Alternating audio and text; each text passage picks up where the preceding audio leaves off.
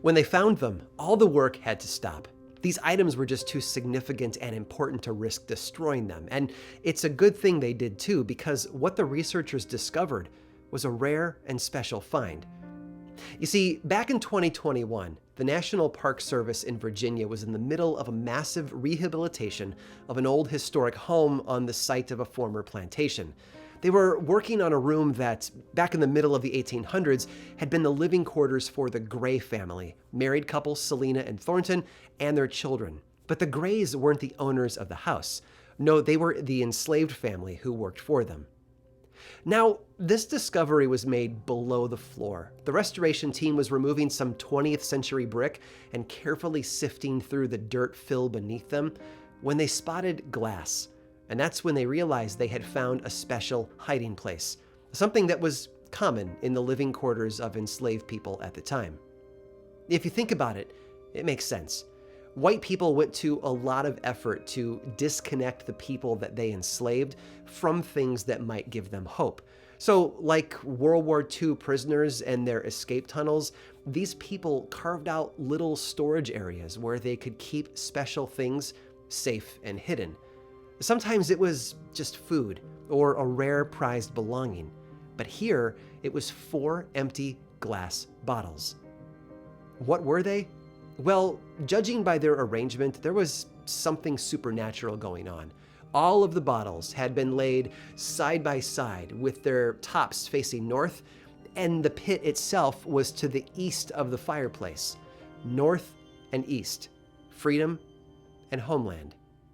They were a cry for help, a grasp toward hope, and a tiny example of a massive tradition that is wildly misunderstood today, which is why we're going to take a tour of it all. So, if you're ready, let's take a walk into the shadow of the South and enter the world of Hoodoo. I'm Aaron Mankey, and this is Lore.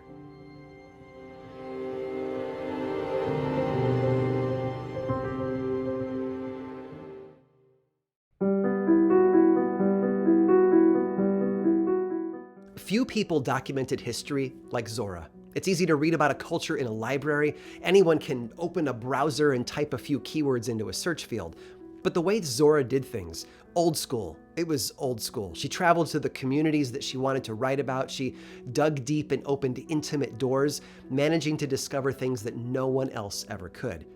Which is why we know so much about the rich traditions and practices of Hoodoo, all thanks to Zora Neale Hurston and her boots-on-the-ground approach. So much so that if you truly want to dig deep into that lore, there's honestly no one better to read. Today's tour through this particular dark corner of history will be a love letter to Zora Neale Hurston, and when it's over, I encourage you to seek out the rest of her work. It is a treasure. Zora was born in 1891, down in the southern state of Alabama, although just a couple of years later her family packed up and moved to Florida and the township of Eatonville. And maybe that's where her sense of empowerment and hope came from. Eatonville was America's first incorporated black township. It was a black town run by black officials, in a world where that probably seemed like a pipe dream to most everyone else.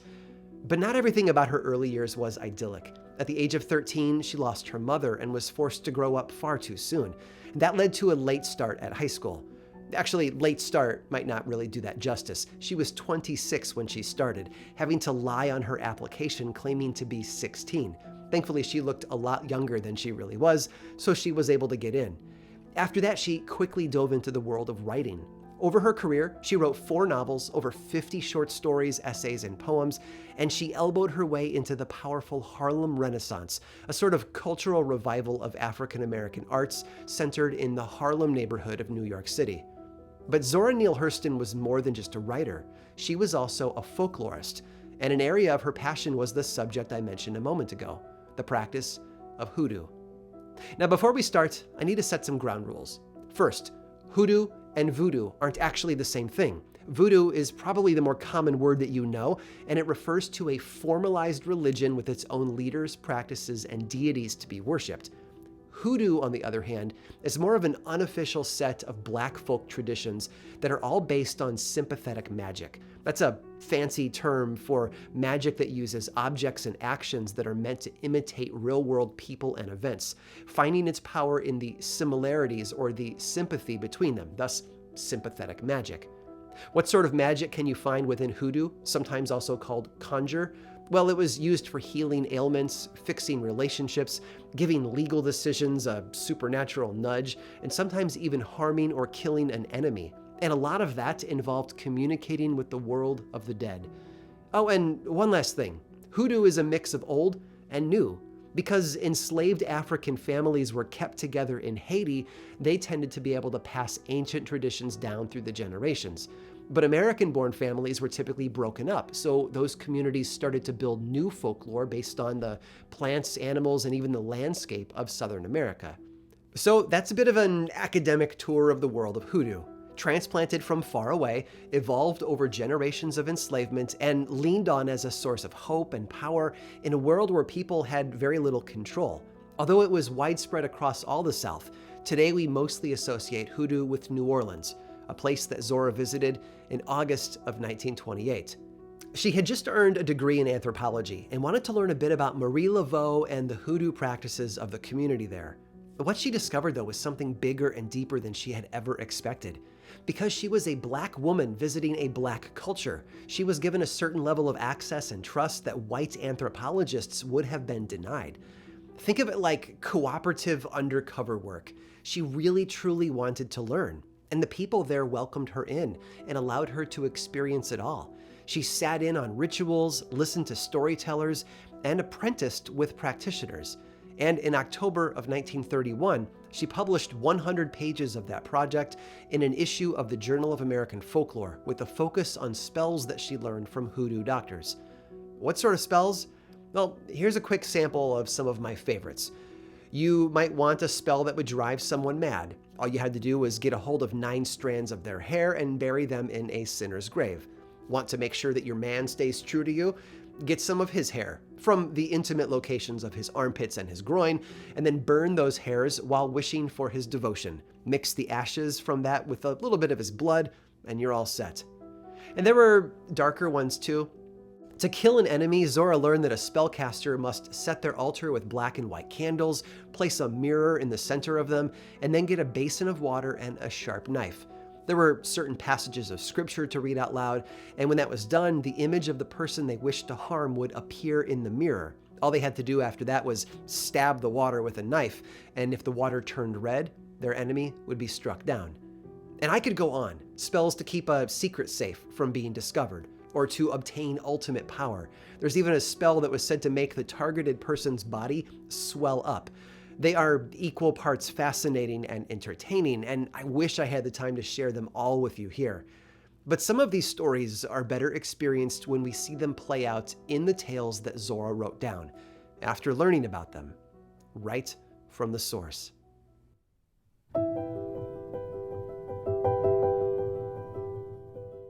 Every community has a larger-than-life character. That person who everyone looks up to, has respect for, or even fears above all else.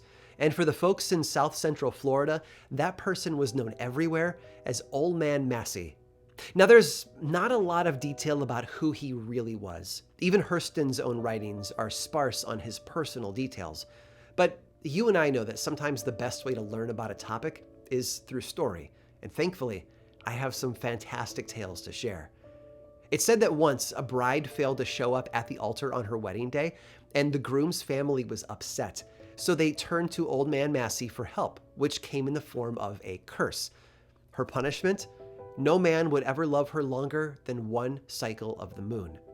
In another story, Old Man Massey was hired to kill a local woman. How did he do it? He sent an alligator to her house with a red bandana tied around its neck.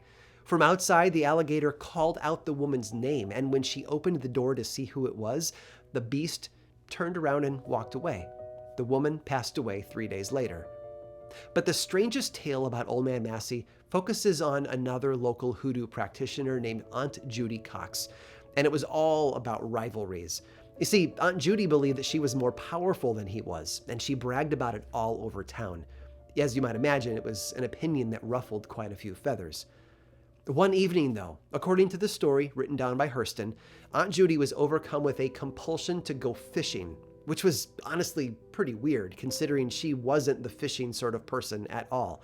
But the urge was so overwhelming that she managed to track down some fishing gear, and then she headed out to the lake near her home. And for a while, it was peaceful. The sun was still up, the water was calm, and I'd imagine that the air was full of birdsong and maybe the hum of insects. Now, I'll be honest, I don't know if she caught anything while she was there. The story leaves that detail out. But what I do know is that she stayed all afternoon, right up until the sun started to dip toward the horizon. Aunt Judy knew that she needed to head home. Soon enough, the pathway home would be fully dark, and that would make it harder to look out for snakes and other dangers along the way. In fact, the hour was so late that she was starting to get worried. But no matter how hard she tried, she couldn't pack up her things and leave. And then, darkness came. And the moment it did, something else happened. A bolt of light, almost like lightning, crashed down on her and tossed her body into the waters of the lake. Then, as she was bobbing there, struggling to stay above the surface, the water beneath started to glow, as if an enormous blue spotlight had been set up on the bottom.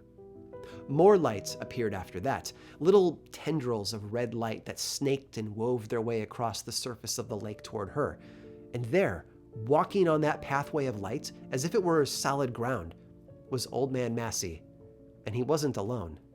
Swimming beside him were thousands of alligators, like a swarm of birds moving in unison as he traveled the glowing red road.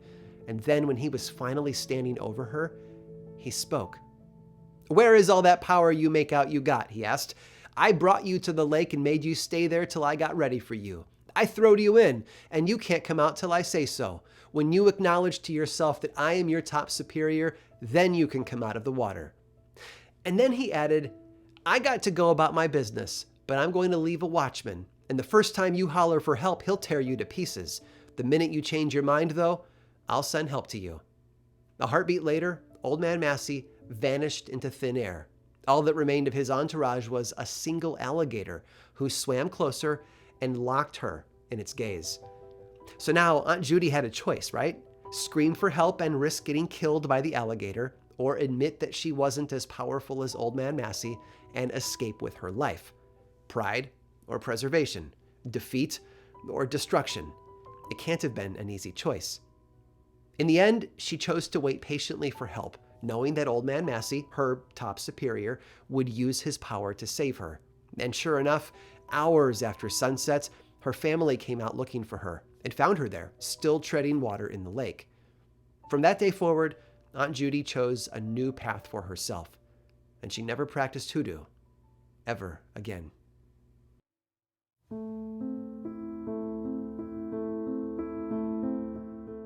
Hurston recorded a number of stories about the power of hoodoo.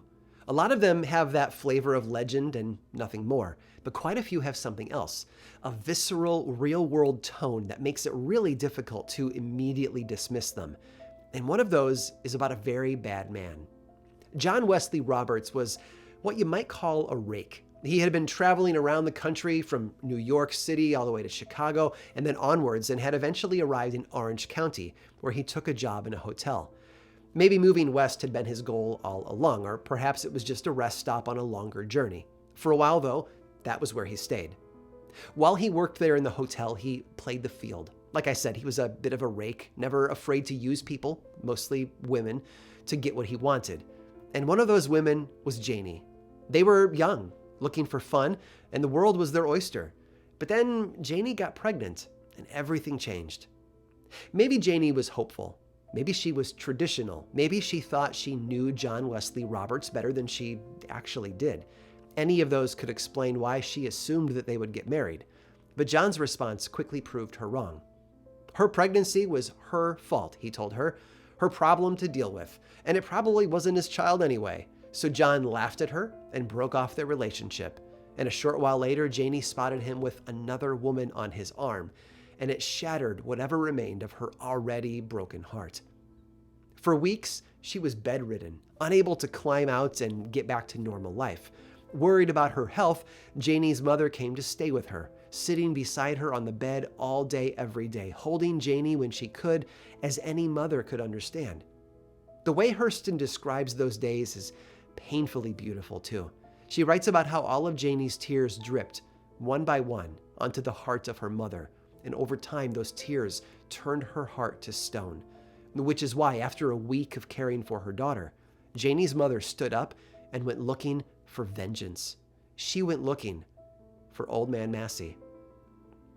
His door swung open before she even had a chance to knock on it. Old Man Massey was standing there, a knowing expression on his face, and he simply said, "How do you want him killed?" It was his forwardness that caught her off guard, so much so that she didn't know how to answer his question. But she stepped inside, and he quickly got to work. Immediately, Old Man Massey gathered everything he needed. He set his altar with a huge mirror, a lamp, a dagger, a pistol, and a bucket of water with a drinking gourd. Then he offered her a dipper of the water and asked her to spit some of it out and swallow the rest, and then name the way she wanted John Wesley Roberts killed. The moment she did as she was told, she knew. She wanted to shoot him. With that, Old Man Massey nodded and got to work. He motioned toward a chair in front of the altar, and Janie's mother took a seat. And then he told her to look deeply into the mirror and watch for something strange to happen. "Get your pistol in your hand and cock it," he told her. "When you see your man, shoot. Aim at the heart." A moment later, it happened. First, the mirror began to haze over, as if it were filling up with fog, but from the inside. And then the fog cleared, and there, clear as day, was John Wesley Roberts, the man who had broken her daughter's heart. And he was standing right in front of her, too, facing her, as if the mirror were just a window instead. She took a breath, and then she raised the pistol. After taking aim at his heart, she pulled the trigger, and a loud bang filled the room. Now, she expected to find the glass of the mirror shattered by the bullet, but it was still intact and spotless. A moment later, the fog began to return, eventually filling the entire surface once more. Old Man Massey nodded, and Janie's mother paid him what he was owed. And then she went on her way, heading back to her daughter and the heartbreak that had swallowed her. The next morning, while flirting with a young chambermaid, John Wesley Roberts mysteriously collapsed. He was dead before he hit the floor.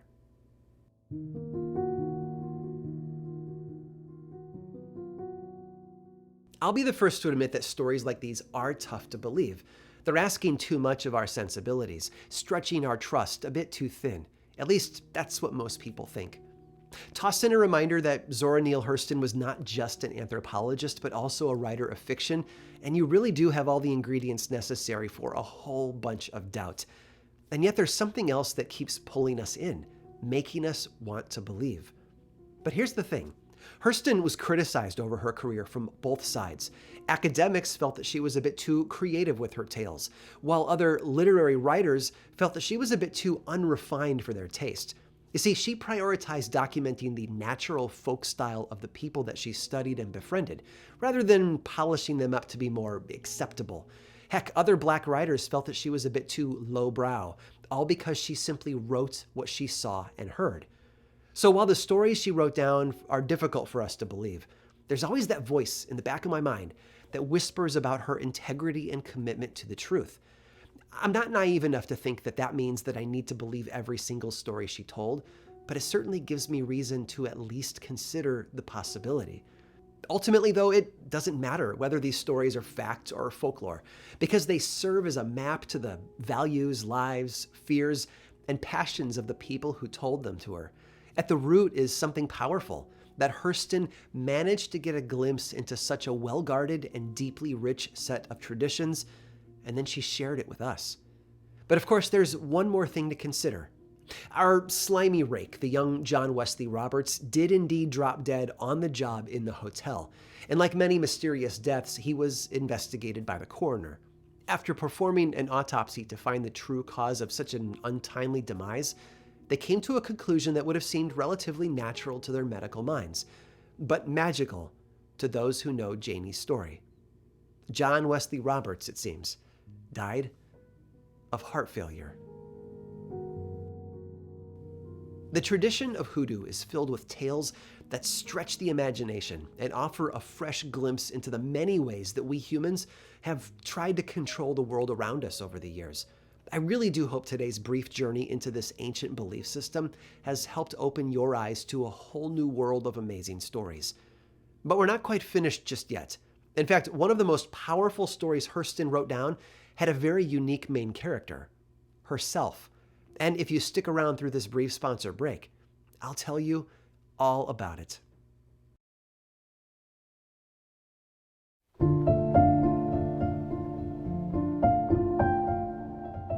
Zora Neale Hurston did more than observe. I mentioned at the beginning of this episode that along with listening to storytellers and watching rituals, she also apprenticed with some of those very same hoodoo practitioners.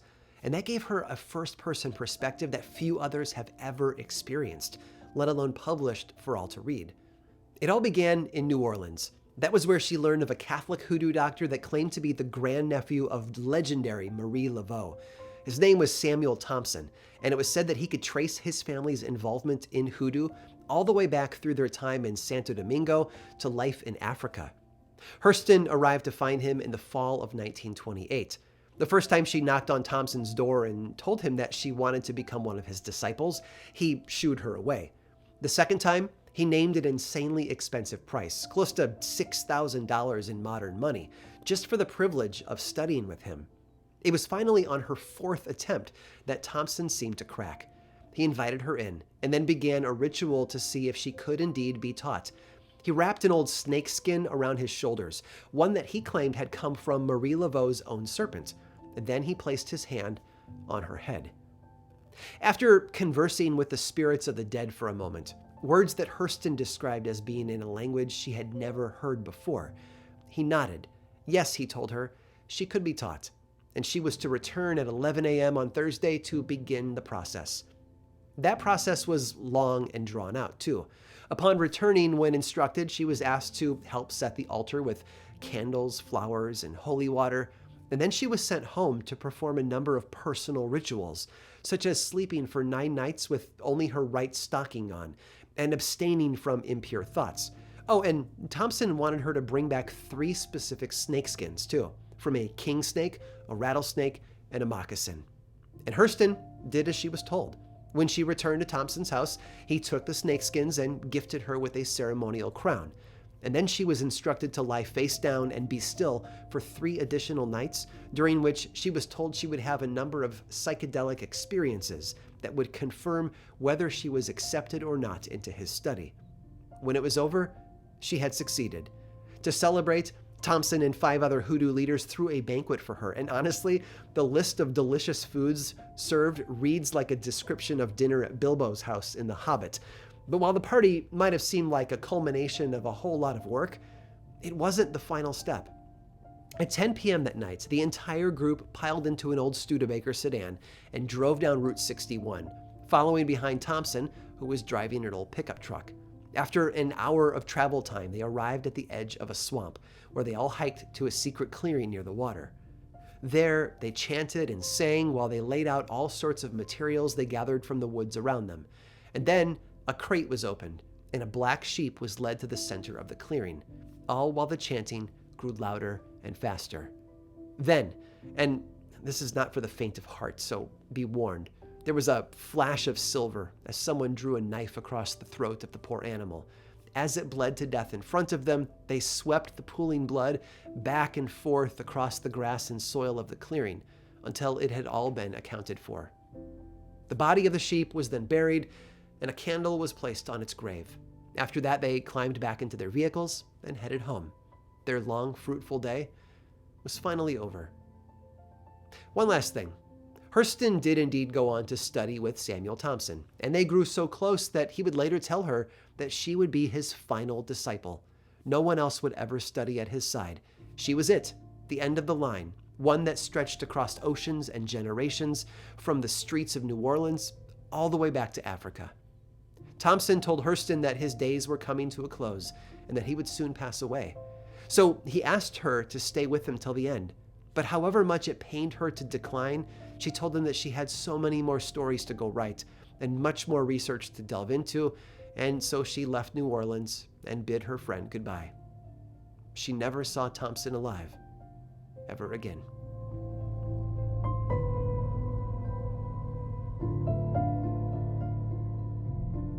As always, folks, thanks so much for watching. Credits for today's episode are in the description below.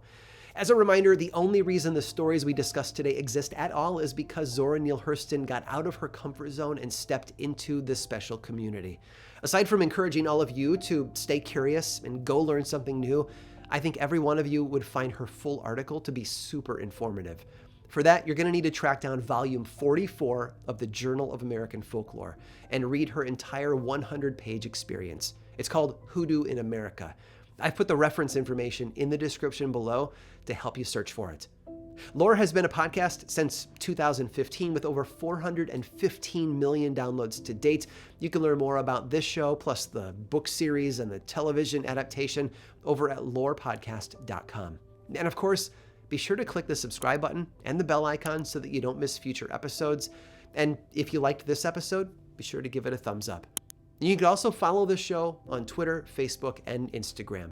Just search for Lore Podcast, all one word, and then click that button. And when you do, say hi. I like it when people say hi. And as always, thanks for watching.